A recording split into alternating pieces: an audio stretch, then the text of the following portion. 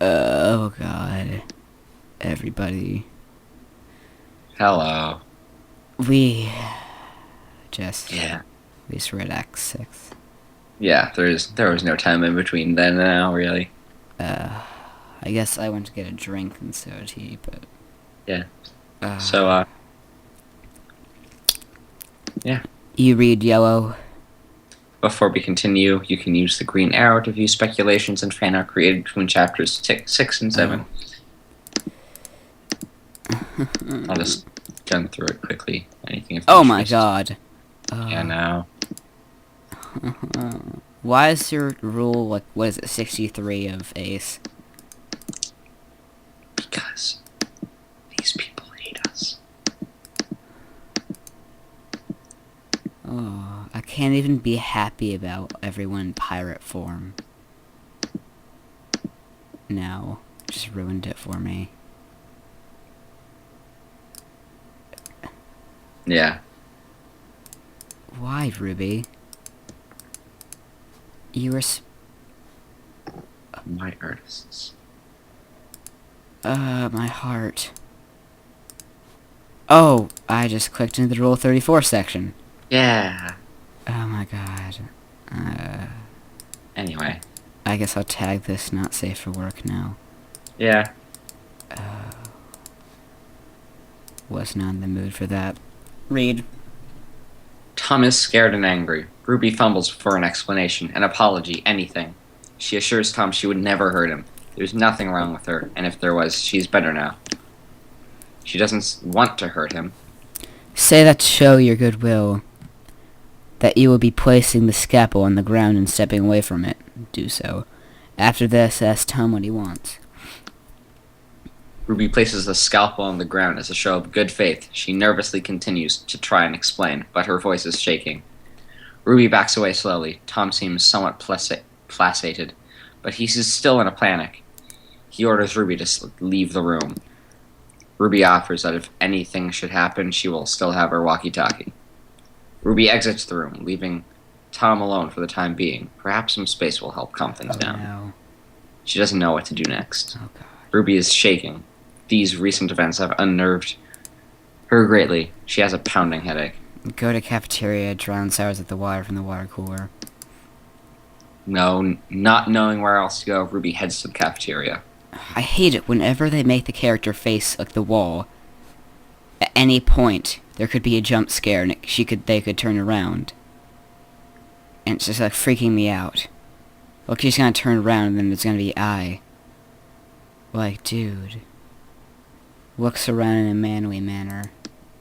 Oh, thank God. Ruby tries to collect herself and surmises her situation in the most manly manner she can muster. Wait, that's not a forehead. Inventory check. Ruby is carrying a ball of twine, an oxygen tank with mask, and heavy rubber gloves. Sit down and try to calm yourself and think. Ruby tries to gather her thoughts and calm down. It won't do to go running around willy-nilly. Where should you go next? She still has to do something. She can't just give up. Abandon sanity, wear goat head as hat. Open third eye. There's no hiding anymore. Ruby can feel the third eye throbbing in her head, eager to make itself known. See if we can find some of that barbed wire that was covering the shutter earlier. Tap into Ruby's latent MacGyver abilities if there is, and equip the gloves, and then wrap the wire around one of the gloves to make a prickly fist. If Ruby's on her own, she's going to need some defense. She wraps the incredibly thick gloves with barbed wire to create the prickly fist. Head upstairs. Downstairs is Tom's territory now. Ruby heads upstairs. There may still be things to examine downstairs, but this is a good point. A great Tom goat is now does playing probably Just this Cause place. 2. Just telling you that. So you Good to know. know. Yeah. I don't even know what we're on. Is it my turn to read? Yep. Examine the room with your third eye, then check to see if the traps on the statue pedestal is fully disabled. Ruby can't tell if there are any traps remaining on the pedestal. Ruby opens her third eye and closes her others, surveying the room. Oh my god. Examine the painting that has Ruby scrawled on it. More detailed. This must be what she saw. There's some strange archaic-looking text on the painting, but Ruby can't decipher it. Use third eye in text. The text is still incomprehensible. But Ruby sees that there's something out of place behind it, something tied to her. There's nothing behind the painting, but Ruby's sure something's here. Use prickly fist to scrap away the fabric paper on the plaque. Ruby tears back the parchment on the front of the frame. There appears to be a large group portrait hidden under it. I'm literally about to cry right now. Oh my god. Like, I can't even deal anymore. This is just... Why did you show me this, Ben? Because it's very, very well done. Ben, I am slowly dying while reading this. It's okay, Kyle. Whoosh. Take portrait and move on to the locker room. Ruby rolls up the group portrait and moves on to the next room. Check wheel symbol with third eye. It hurts, it hurts, it hurts. Something from the back wall. It hurts. Use third eye on wheel symbol in painting from the room where Tom was killed. Ruby's third eye hurts very badly. Her head is throbbing. Perhaps overusing it is a bad idea. Radio Tom. Ask him if he's up to talking yet. Ruby radios Tom. Tom says he's okay. He's exploring. He'll keep in touch. Ruby assures him she is fine too. Tom makes it clear he is still not in a very talkative mood. At least he was polite. Relax, then check all the lockers. Ruby checks the various lockers. Most of them are jammed shut, and locker number 5 is wedged on its hinges. It looks like it was shut too tightly. Ruby can't pull it open with her girlish figure. There is fresh blood on locker 2, however, and the locking mechanism seems to be open. Ruby considers whether to investigate. Punch the locker, then carefully open it. Ruby punches the locker to show it who's boss. Then she stands to one side and opens it. But it's empty, save for a small padlock key taped to the back wall. It looks very purposeful. Stick face through the hole by ceiling, Ruby. Ruby peers down into the room below, where she first woke up. Ceiling, Ruby. I can't even read that. Okay. Tom's bloodied crowbar is there. She must have missed it on her way to the cafeteria, because it's lying in this pit in the center of the room. Obviously, it's no longer stuck in Ace's leg. Radio Tom and tell him that you found his crowbar TTYL, 'cause fuck you. Ruby contemplates keeping the crowbar should she need it, but instead radios Tom and lets him know where to find his crowbar. Ruby heads back down towards the upstairs room she emerged from the pipe in. So... Oh hell, look to the corner. Soft sobbing sounds are heard coming from the dark corner in the room, crying. Fuck, it's a witch. Turn off your flashlight. Oh, that made me slightly okay now. That figure there, okay. The figure continues to cry softly in the corner. Leave the room. Ruby gets the distinct feeling that there is something terribly wrong here, and carefully, quietly leaves the figure be. Ruby continues upstairs and opens the tall locker with the padlock key. It would appear the back of the locker has been removed in a clever disguise of a hidden door located behind it. The door appears unlocked. Ruby enters the hidden room. This room is divided into 2 main sections by a partition wall with no door, leaving both sections separated but accessible. It appears to be similar to the examination room downstairs. Read. An access hatch leading up is sealed with a rather large mechanism, which is linked to a wall panel. On the west portion of the room there is a medicine cabinet. Examine room of third eye. Ruby's third eye is still in pain. Check cabinet. Ruby tries to open the cabinet, but it refuses to budge. The tiny lock on the side must be holding it closed. Jump back before that arm thing coming around the corner guy comes get you. Someone's here. Oh. The haggard-looking man comes around the corner. Ruby keeps her weapon at the ready. The man holds his hand up in a gesture of surrender. He looks oddly relieved and sighs deeply. Ruby? Oh, thank God. The one-handed man introduces himself as Filbert. Punch Filbert. Ruby quickly gets over her initial surprise and makes the connection between Filbert's name and the F signed on numerous reports, as well as the severed hand she found earlier.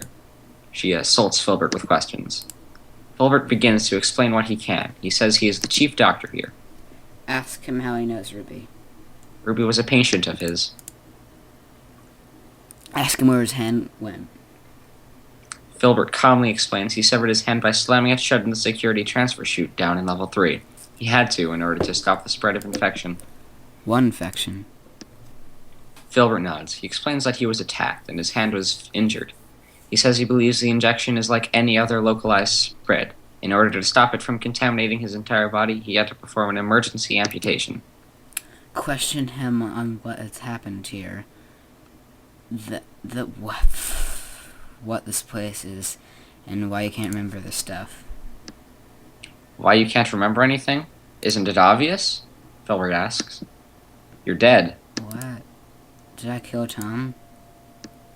Filbert says he's afraid you bled out after the attack you must have seen on the video.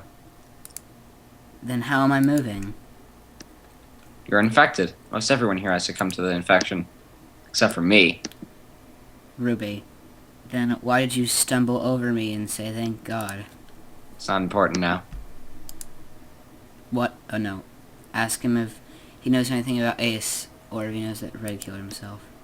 Filbert explains that Ace is tasked with duties as an orderly and a security guard. Filbert was his commanding superior.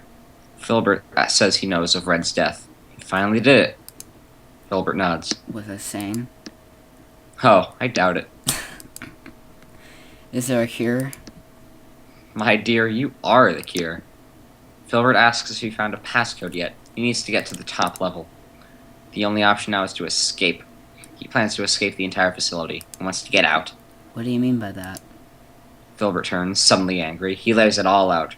Ruby already has the cure. So does everyone else in this facility. It brought her sight. It made her well. She didn't even need to eat or drink. But when she died, she fucked it up. The cure was strong. It brought her back. And when she came back, she brought something with her. Filbert was the only one left untouched. He has to escape. He demands the passcode. Yell that you don't know it. Ruby is all but in shambles. She denies the accusations and tells Filbert she has no idea what the code is to the surface. Filbert says Ruby has to stay here now. She can't go to the surface. She can't escape. She is infected. She is bad.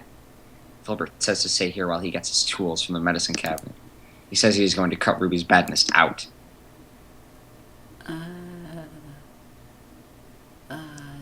He's gonna do what I'm thinking. Is he gonna do what I think he's gonna do? Ben? Just keep going. It's okay. I'm scared, Ben. It's okay, Kyle. This is one of the few points I can assure you. It's going to be, if I remember correctly, it's going to be okay. Okay. Filbert is getting hostile. Show him who's in charge here. Use fist on Filbert's face. Ruby slams Filbert in the face with her spiny fist, sending him staggering backwards. He takes this opportunity to make her escape. Ruby runs to the next room. Filbert shouts after her. Wait! I said wait! Ruby I'm slams so the door happy right now. closed. They won't lock.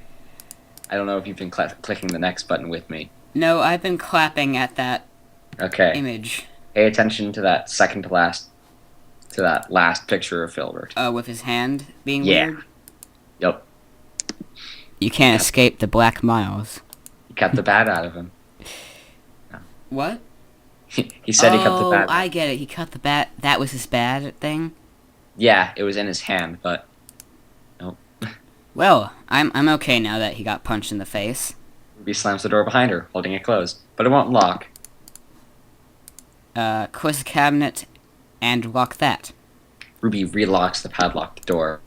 Filbert appears on the monitor.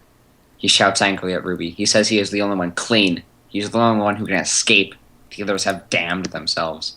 He says Ace will get her. Ace won't listen to his orders anymore. He won't even listen to her, but he is still obedient. Filbert doesn't know who, but he knows he is still listening to someone. He says Ace will get Ruby. flip off at him. Contact Tom. Ruby shoots the monitor of the bird and goes back to static. She radios Tom and tells him everything that just happened. Filbert, the infection on which even Filbert's account contradicts itself, Ace's obedience, and whoever she is. Tom tells Ruby to go on ahead. There's something he needs to check first, but he'll meet up with her again shortly. It sounds as though Tom is ready to try working together again. Wait, this picture is weird. The eyes look like they're in a different brush. Look at that. They do. It's That's weird. Yeah. A different figure appears on the monitor. But then A face the on next panel, it's back to the same eyes. Yeah, that's a little odd. Huh. And the east door, which is wired to the monitor, suddenly unlocks and swings open. Yeah. Do you want something? The figure stares blankly. Tell him to call off Ace. The figure shudders once, as if involuntarily, then, unexpectedly, begins to speak in a rattling, hoarse voice, its pitch fluctuating unsettlingly. I can't, it says. I'm sorry. The feed cuts out again. So I give a shrug. Figures. Just make sure Tom gets here, I guess. Then go through the doorway. Huh? Ruby enters the newly opened door into a new room. Stitches is here. Where's it? Okay. If it hasn't already been placed on the table, when this is all finished, someone should make a Flash movie retelling the events of Ruby Quest. That would be so cash. Equals 3. Wave at Stitches. Remark about his lack of stitching. Ask what kind of facial cream he used. Ruby makes polite conversation, pleased to see Stitches looking so well. He smiles at Ruby and waves back. Glad to see she's okay. Ask him what he's been up to. Ruby shoves Stitches over the railing. What? Why would she do that? Why? What?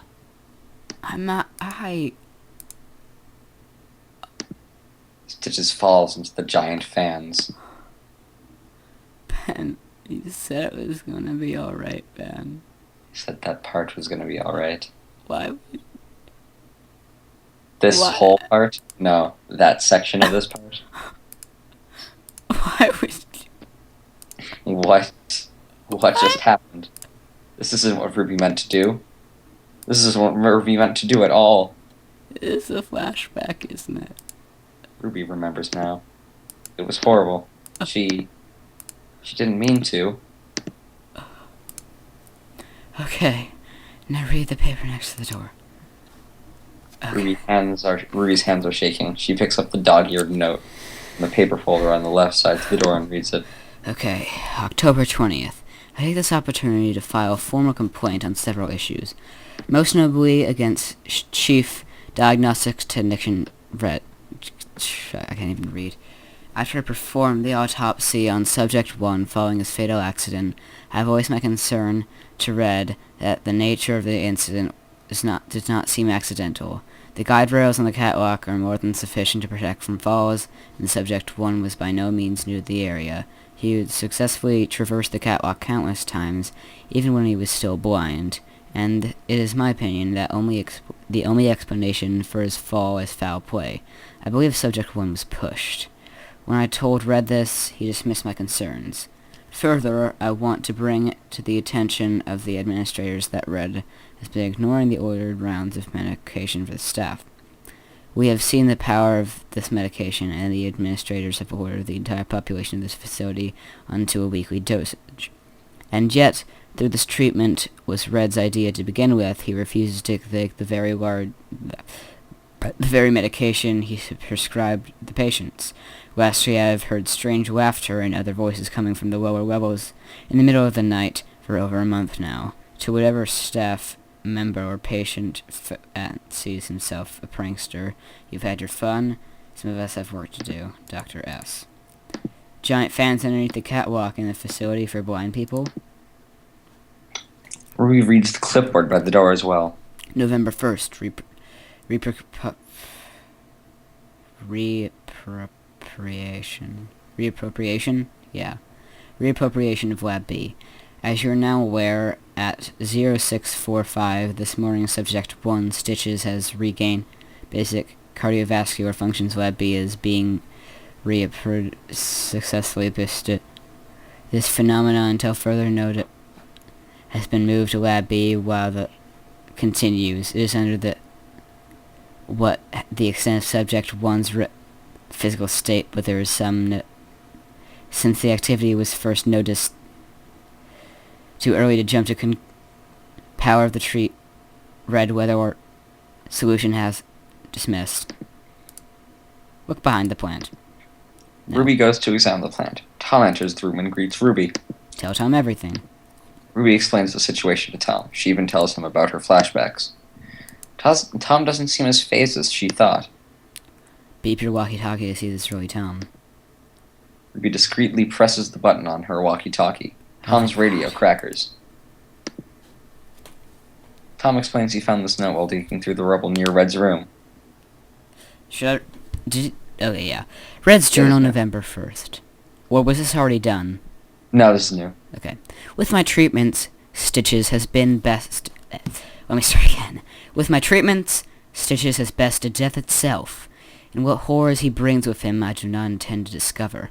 My aggression was in vain. Ruby is dead, but there is no permanence.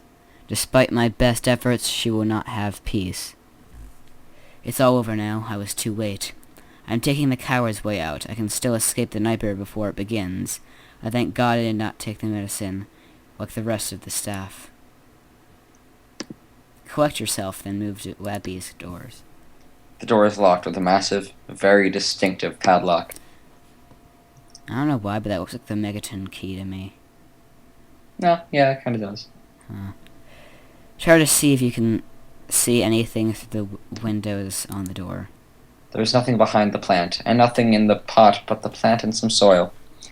It seems to just be an ordinary plant. Tom doesn't see anything with the glass. It's too dark in there. That plant is actually weirding me out, because wouldn't it be dead after so long of, like, not being taken care of in the facility?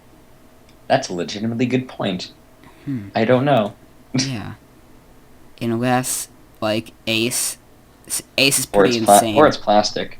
What? Or it's plastic. Oh, yeah, but I'm thinking, like, Ace, he's sort of, like, his mental state is that he always has to, like, keep the lab going, even though... He still cares. Yeah, and he, like, waters the plant, and he acts like everything is normal. That he just thinks these guys are intruders or something. Yeah, that's a neat idea. Ideas, man. Miracles. Imagination. Oh god, I'm depressed. Ruby looked through the window with third eye for a short moment, just long enough to see inside. Ruby looks into Lab B. Okay.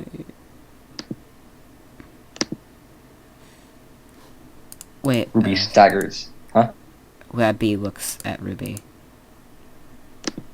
Ruby staggers backwards. Whatever it is in there seems very distinctly unfriendly.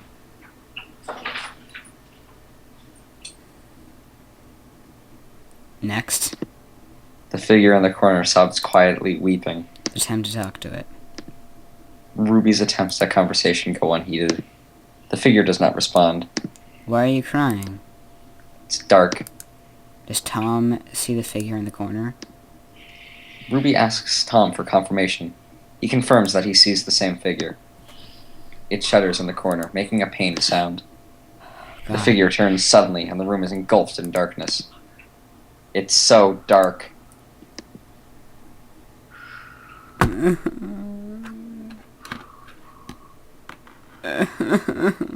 Yeah.